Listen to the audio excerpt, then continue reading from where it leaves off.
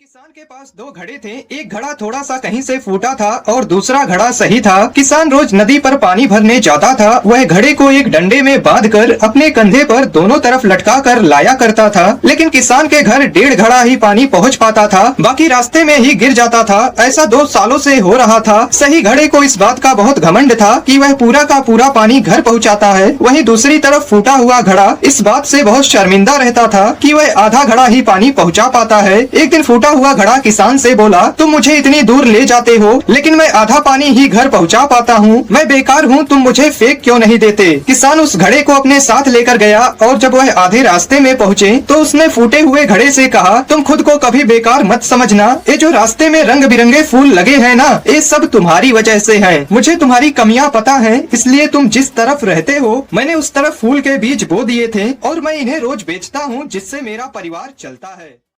दोस्तों, एक कसाई के घर चूहा, कबूतर, मुर्गा और बकरा रहते थे। एक दिन कसाई चूहा पकड़ने के लिए एक चूहादानी ले आया। जब चूहे को यह बात पता चली तो वह भागा भागा कबूतर के पास गया और बोला, बहन मेरी मदद करो, कसाई चूहादानी लाया है, उस चूहेदानी को कहीं दूर फेंक आओ। कबूतर बोली, चूहेदानी से मुझे क्या खतरा, मैं क्यों फेंकूं। अब चूहा मुर्गे के पास गया। मुर्गा हंसकर बोला, ये तो मेरी समस्या नहीं है, तुझे खतरा है, तू जाकर फेंक। बेचारा चूहा दौड़ते हुए बकरे के पास गया। बकरा बोला, चूहेदानी में मैं थोड़ी फंसने वाला, मैं ऐसा बिल्कुल नहीं करूंगा। निराश होकर चूहा अपने बिल में चला गया। रात को अचानक खट की आवाज आई। कसाई की बीवी को लगा कि चूहा चूहेदानी में फंस गया है। वह चूहेदानी के पास जा रही थी, अचानक उसे सांप ने काट लिया। कसाई अपनी बीवी को वैद्य के पास ले गया। वैद्य बोला, इसे कबूतर का सूप पिलाओगे तो ठीक हो जाएगी। कसाई ने कबूतर का सूप बनाकर अपनी बीवी को पिला दिया। उसकी बीवी ठीक हो गई। कसाई ने अपनी बीवी के ठीक होने की खुशी में मुर्गे को काटा और खा गए। जब पड़ोसी को पता चला कि उनकी पत्नी ठीक हो गई है तो सब पार्टी मांगने घर आए और कसाई ने पार्टी में बकरा बनवा दिया। दोस्तों, यह वही कबूतर, मुर्गा और बकरा थे जो चूहे के मुसीबत के समय में उसका साथ देने के बजाय उसका मजाक उड़ा रहे थे, क्योंकि उन्हें सिर्फ यही लगता था कि यह सिर्फ चूहे की प्रॉब्लम है।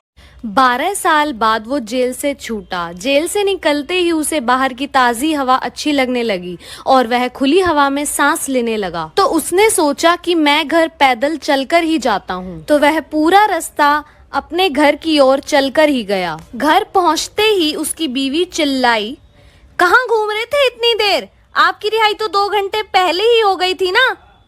वो आदमी वापस जेल ही चला गया।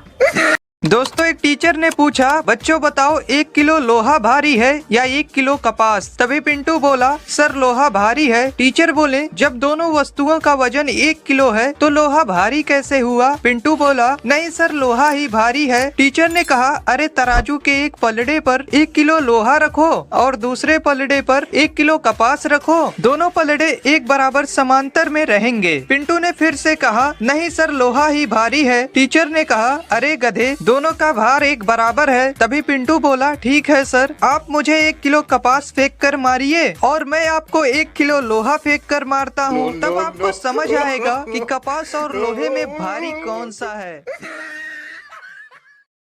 धनिया एक मूवी देखने गया। लेट नाइट शो था, इसीलिए लौटते हुए धनिया को काफी रात हो गई। जब धनिया थिएटर के बाहर निकला था वहाँ पर कोई ऑटो वाला भी नहीं था और धनिया को भूख भी बहुत जोर से लग रही थी। तो धनिया ने सोचा पहले खाना ही खा लेते हैं भाई। जब धनिया ने अपना पर्स निकाला तो देखा कि उसमें सिर्फ इतने ही पैसे थे कि या तो वो ऑटो से लौटकर घर जा सकता था या फिर खाना खा सकता था। खैर धनिया से भूखा रहा नहीं गया तो उसने सोचा पहले खाना ही खा लेते हैं। तो धनिया पहुंच गया बगल वाली दुकान पर पिज्जा खाने के लिए, लेकिन जोमैटो पर वह पिज्जा सस्ता आ रहा था, इसलिए धनिया ने ऑर्डर जोमैटो से ही किया, वो भी कैश ऑन डिलीवरी। जब डिलीवरी बॉय पिज्जा कलेक्ट करके जाने लगा तो धनिया उससे बोला, भैया ये वाला ऑर्डर धनिया का है ना। तो डिलीवरी बॉय बोला कि हाँ जी धनिया का ही है। भैया मैं ही धनिया हूँ। तो भैया ये लो अपना ऑर्डर। नहीं भैया, उसमें एड्रेस देखो, मेरे घर का होगा ना। आप तो ये पिज्जा देने मेरे घर जाओगे ही, मुझे अपनी बाइक पर पीछे बिठा के ले चलो, मैं आपको अपने घर पर गुल्लक से निकाल के टिप भी दूंगा। और इस तरीके से धनिया अपना खुराफाती दिमाग लगाकर फ्री में घर आ गया। दोस्तों, एक टीचर ने पूछा, बच्चों बताओ 1 किलो लोहा भारी है या 1 किलो कपास। तभी पिंटू बोला, सर लोहा भारी है। टीचर बोले, जब दोनों वस्तुओं का वजन 1 किलो है तो लोहा भारी कैसे हुआ। पिंटू बोला, नहीं सर लोहा ही भारी है। टीचर ने कहा, अरे तराजू के एक पलड़े पर 1 किलो लोहा रखो और दूसरे पलड़े पर 1 किलो कपास रखो, दोनों पलड़े एक बराबर समांतर में रहेंगे। पिंटू ने फिर से कहा, नहीं सर लोहा ही भारी है। टीचर ने कहा, अरे गधे, दोनों का भार एक बराबर है। तभी पिंटू बोला, ठीक है सर, आप मुझे 1 किलो कपास फेंक कर मारिए और मैं आपको 1 किलो लोहा फेंक कर मारता हूँ। तब आपको समझ आएगा कि कपास और लोहे में भारी कौन सा है। एक बार दादाजी बस से कहीं जा रहे थे। जैसे ही वो बस में चढ़ने वाले थे तभी पीछे से धनिया की आवाज आई। अरे दादाजी दादाजी रुक जाओ, आप अपना वॉलेट तो घर पे ही भूल आए थे, ये लो अपना वॉलेट। अरे थैंक यू बेटा, चलो मैं घर जाता हूँ अब, ठीक है, बाय।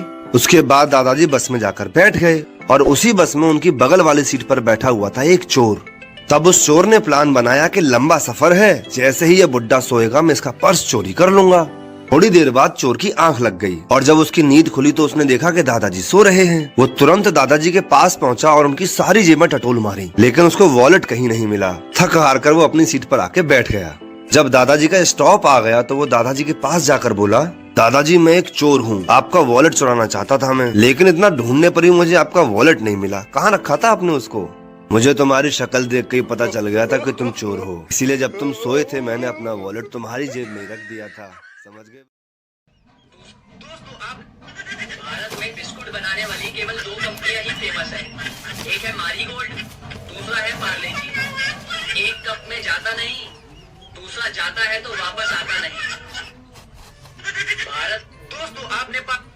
भारत में बिस्कुट बनाने वाली केवल 2 कंपनियां ही फेमस है।